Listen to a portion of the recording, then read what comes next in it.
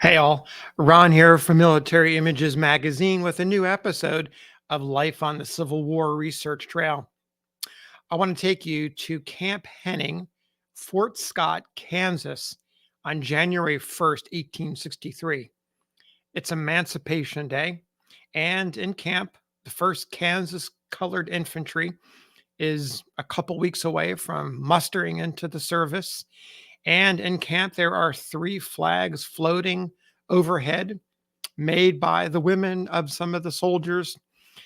It's a big celebration day. It's Emancipation Day. President Lincoln has issued the proclamation. It's going to be a big time. There's barbecue and all the fixins. There's cakes and all kinds of other delicacies as the men and officers are gathered around. One of the key focuses of attention is the man pictured here, William Dominick Matthews. He raised or recruited upwards of 200 men, by one account, practically 1/5 of the 1,000-man regiment. Came from Maryland, where he sought to escape the challenges that he found. He was born free, but laws were turning against Black people in Maryland during the years leading up to the war. And in 1856, he left home. And guess where he went? Kansas, of all places, bloody Kansas, at the height of all of the challenges and the violence that was going on there. He rose to some prominence with a boarding house, and that put him into position to recruit so many men for the regiment. On July 1st, the festivities, of course, were marked by speech making. The colonel of the regiment, the lieutenant colonel of the regiment, and others spoke about this joyous day. Most people in the audience were waiting for Matthews for his comments. He had an opportunity to speak. And in fact, he was one of the last ones to speak. And a correspondent recorded the entire event. It ultimately appeared on the January 31st, 1863 issue of the Anglo-African, that's a New York City newspaper, under the headline, Emancipation Jubilee of the Kansas Colored Regiment, Barbecue, Songs, Sentiments, Speeches. I'll share with you the words that everybody had really waited for coming from William Dominick Matthews. Here is the recorded words by the correspondent, whose name is not recorded, but here's what that correspondent had to say and what he recorded of Matthews' speech. The correspondent says, Captain M is a man of dark color, a native of Maryland, one of the best drilled and posted soldiers in the West, possessed of considerable native force, wisdom, and acumen, and thoroughly in earnest and devoted to the rights of his race. His speech was the most original of the occasion, and it is impossible to give the quaint humor and earnestness of the captain's manner. In substance, he spoke as follows. Mr. President and fellow soldiers, I cannot make a speech, but that you'll soon find out. I was not privileged enough to have been raised in a state where I could obtain an education. I am a Southern man, Maryland, with Northern principles, and therefore entitled, both from that fact and my color, to represent the Southern loyalists, a few of whom are around us today, and many more waiting in our coming.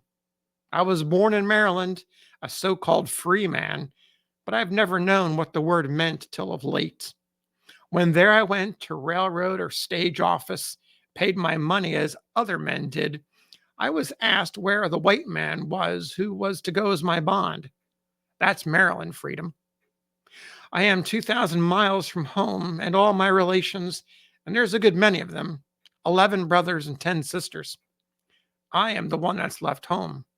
I always believed in freedom and determined to find a place freer than that state. The first time I knew of any difference on account of color was when, a little chap, I thrashed a white boy for breaking my wagon. His father came to mine and wanted to cowhide me. Now, I always thought my father the greatest man in the world and able to whip anyone, for he could whip me. And he had told me always to behave myself, but not be imposed upon. But he told me I mustn't strike a white boy, for being black, the law would punish me. That was my first experience.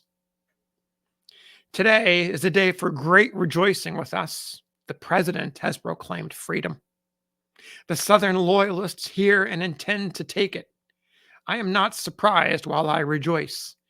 As a thinking man, I never doubted this day would come, for I believed in God. It was a crime to hold and a sin to be a slave. If the Bible be true, we know that there can be no nation unpunished in which such are permitted. For my part, I believe myself responsible to God for my acts and not to man. Therefore, I claim to be entitled to as much of his freedom as any other man. And if his act debarred me therefrom, then he would not be a just God. Our condition at this time reminds me of when the children of Israel were in the wilderness, and Moses, having gone up Mount Sinai, they fell to worshiping graven images. When Moses returned, he found they had forgotten the mercy of God and were reviling him.